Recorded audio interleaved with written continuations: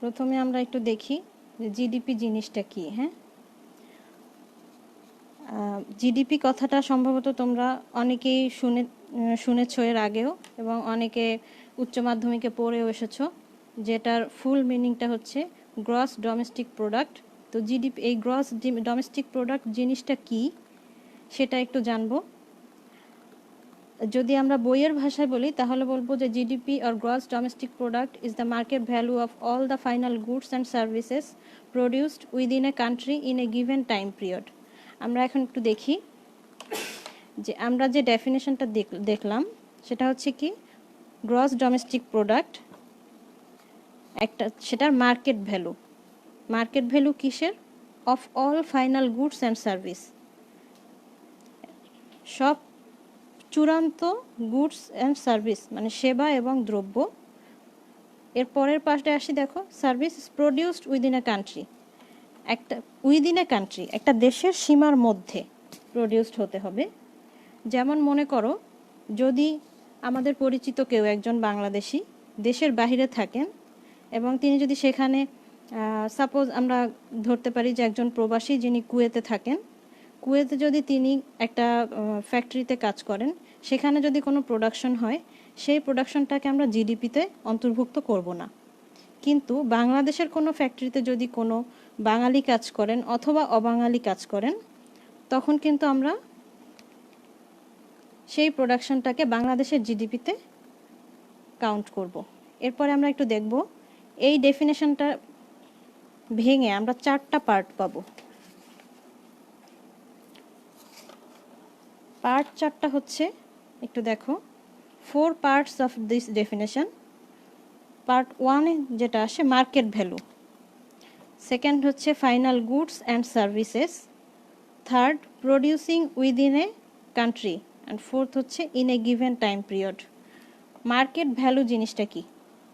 আমরা যখন বাজারে যাই বা যেখানেই যাই, যেখানে আমরা ট্রেড করি বা কেনা বেচা করি, সেখানে প্রত্যেকটা জিনিসের একটা বাজার দাম থাকে। হ্যাঁ, যেমন হতে পারে যে সবজি বাজারে গেলে আলু, পটল, কলা, যাই হোক, এগুলো প্রতিটার একটা পার কেজি দাম থাকে।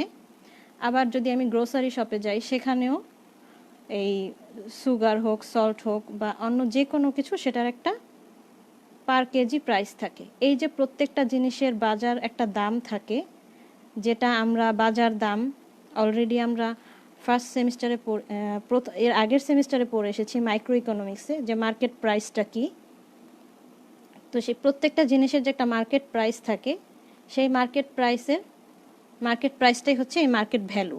হ্যাঁ, যখন তুমি সাপোজ 2 কেজি সুগার পারচেস করলে এবং সেটার কেজি যদি হয় 80 টাকা, তাহলে তোমার 2 কেজি পারচেজ অফ সুগারের প্রাইস হবে কত?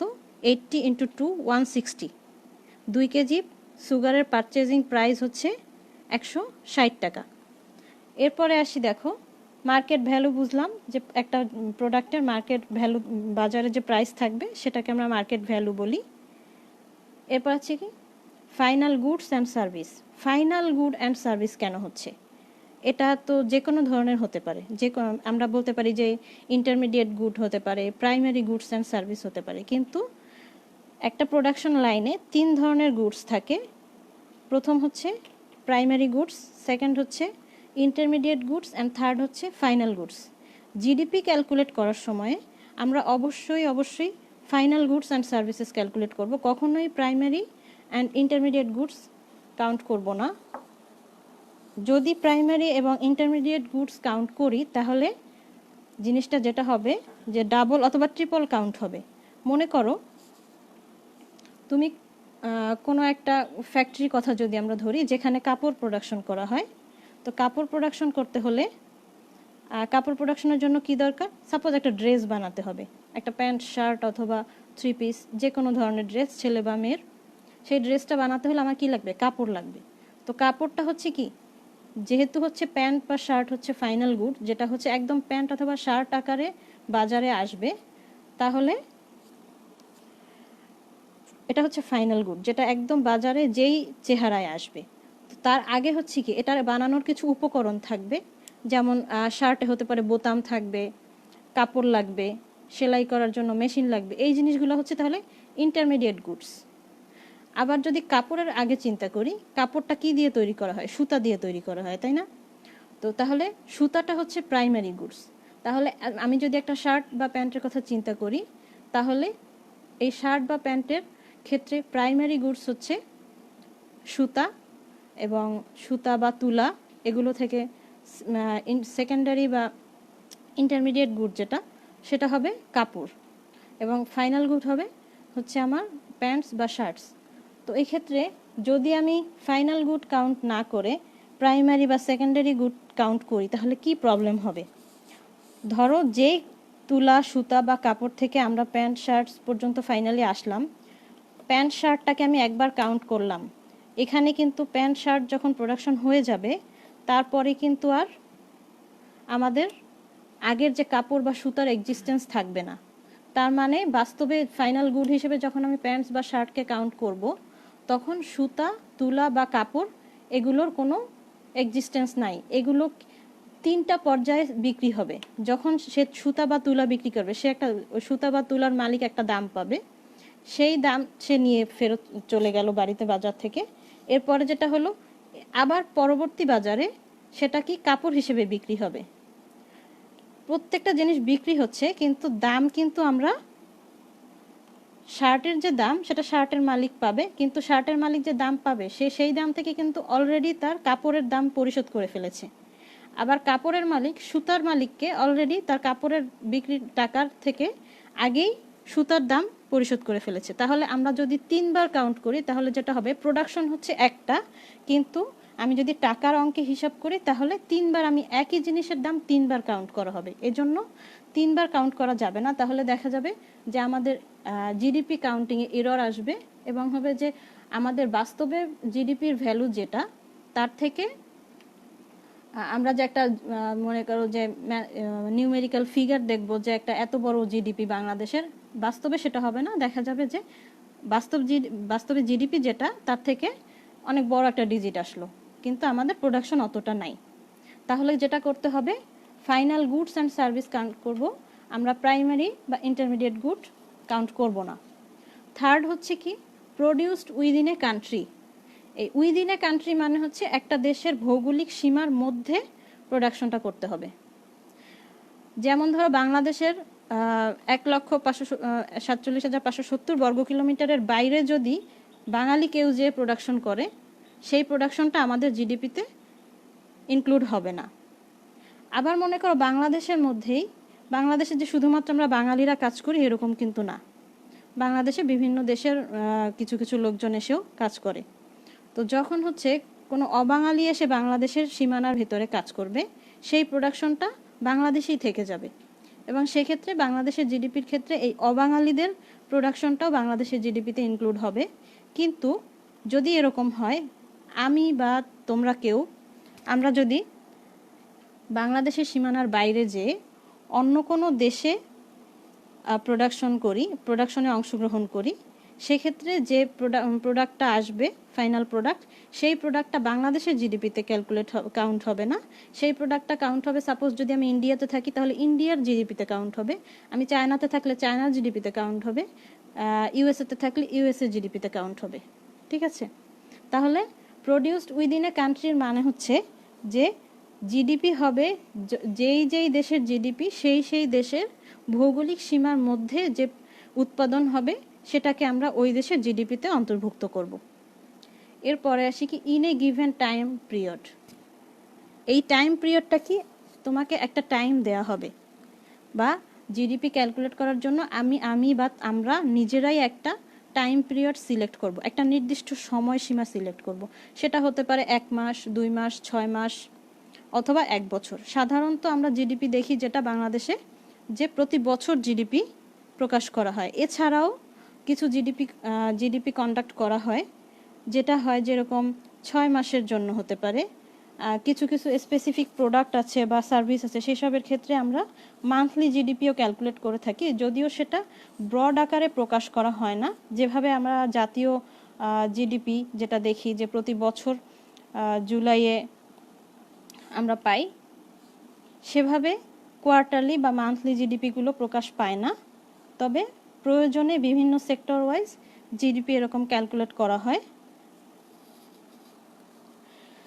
তাহলে এই হচ্ছে আমাদের জিডিপির যে ডেফিনেশনটা দেখলাম, সেটা 4টা পার্ট, যে জিডিপি জিনিসটা আসলে কি। হ্যাঁ, এবারে আমরা যাব একটু জিডিপি ইকুয়েশন। জিডিপি ইকুয়েশনের 4টা কম্পোনেন্ট আছে, ঠিক আছে। এই যে আমরা দেখছি জিডিপি, এই এটার ইকুয়েশনটা হচ্ছে C plus I plus G plus NX. NX মানে হচ্ছে এক্স মাইনাস এম।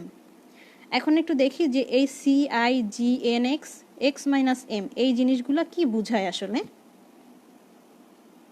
জিডিপি হচ্ছে C plus I plus G plus NX. এখানে সিটা কি? সি হচ্ছে কনজাম্পশন। কনজাম্পশনের অর্থ আমরা জানি, কনজাম্পশন হচ্ছে কি ভোগ।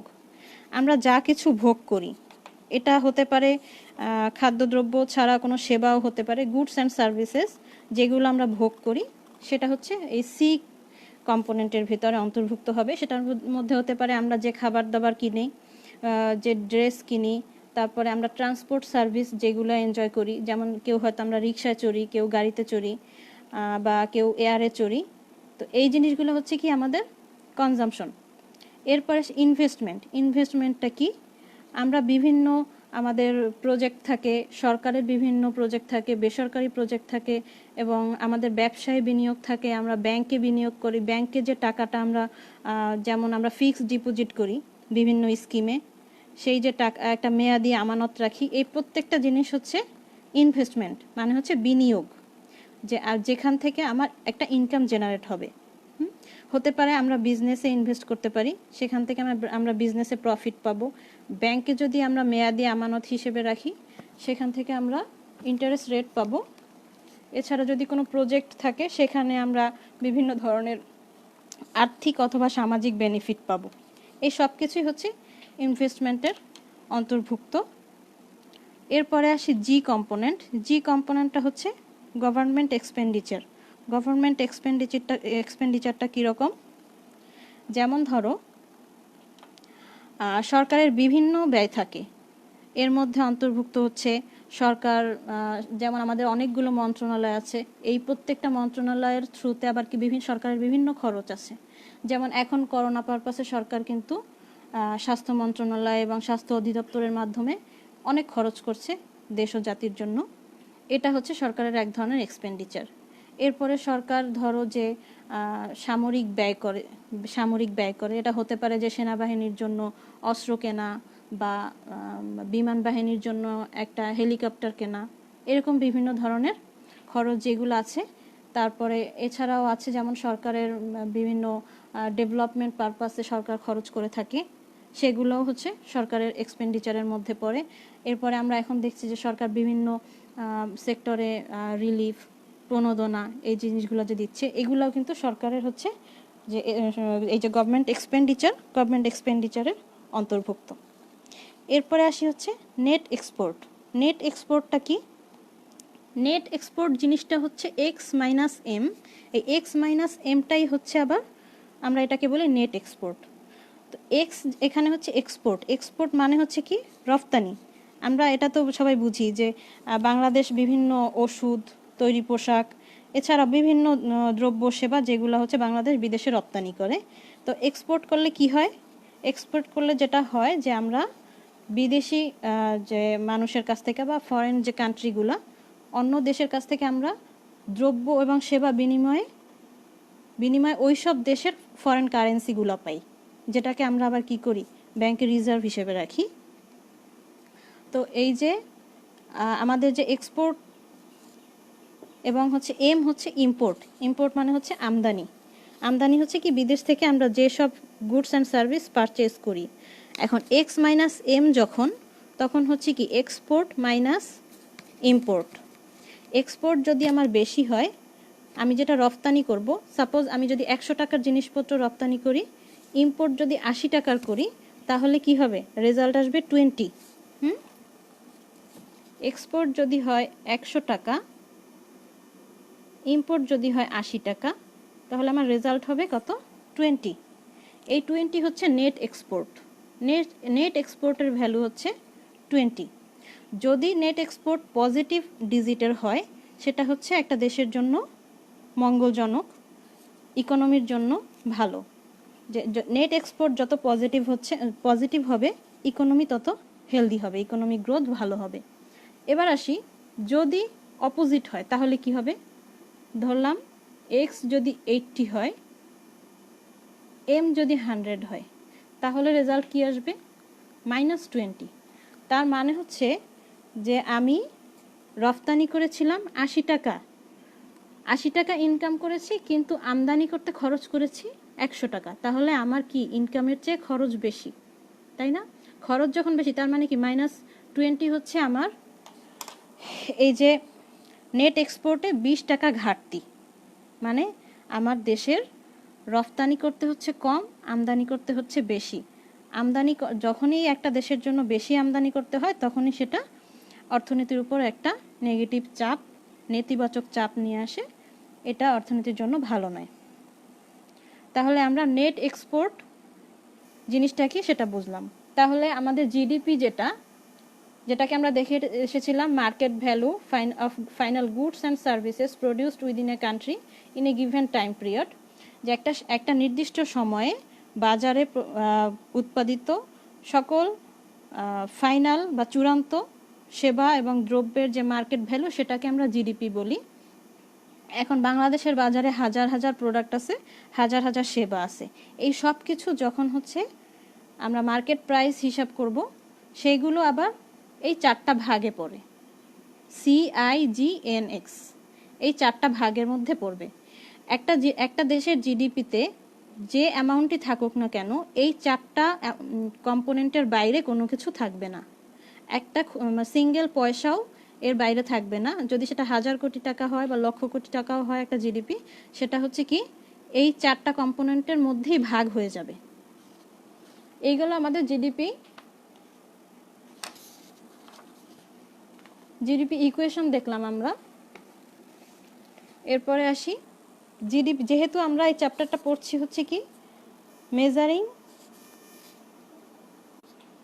চ্যাপ্টারটা পড়ছি হচ্ছে যে measuring GDP and economic growth. তো এই জিডিপিটা কিভাবে মেজার করতে হয় এটার অবশ্যই কিছু নিয়ম থাকবে বা পদ্ধতি থাকবে। তো ইকোনমিক গ্রোথ এবং জিডিপি, শুরুতে আমরা জিডিপি মেজার করার পদ্ধতি দেখব। জিডিপি মেজারিংয়ের পদ্ধতি হচ্ছে 2টা, approaches to measure GDP, expenditure approach and income approach. 2টা অ্যাপ্রোচের নাম আমরা দেখলাম। আমরা একটু আগে যে ইকুয়েশনটা দেখেছি, এই ইকুয়েশনটাকে আমরা এক্সপেন্ডিচারের আলোকে, মানে আমরা খরচের সাপেক্ষে হিসাব করতে পারি, আবার ইনকাম আয়ের সাপেক্ষেও হিসাব করা যায়। যেমন মনে করো যে তোমার বাসায় বা তোমার বাবার অথবা যে কোনো একজন ব্যক্তি যার হচ্ছে অথবা একটা দোকান হতে পারে, যে কোনো বিজনেস ইউনিট, ফার্ম, যার ইনকাম আছে তার অবশ্যই একটা এক্সপেন্ডিচারও আছে। প্রত্যেকটা মানুষের বা প্রত্যেকটা ইকোনমিক ইউনিটের একটা বাজেট থাকে এবং সেই বাজেটটা সে খরচ করে, হয়তো সেভিংস থাকে অথবা থাকে না। আলটিমেটলি যেটা হয় যে আমাদের প্রত্যেকের খরচ থাকবে, আবার হচ্ছে ইনকামও থাকবে। এবং বেশিরভাগ ক্ষেত্রেই দেখা যায় কি যে আমাদের ইনকাম যা তার ভিতরেই আমরা খরচ করি। এটা হচ্ছে আমাদের ব্যক্তিগত অভিজ্ঞতা। তো আমরা নেক্সট ক্লাসে এই approaches to measure GDP, expenditure approach and income approach, 2টা অ্যাপ্রোচ শিখবো।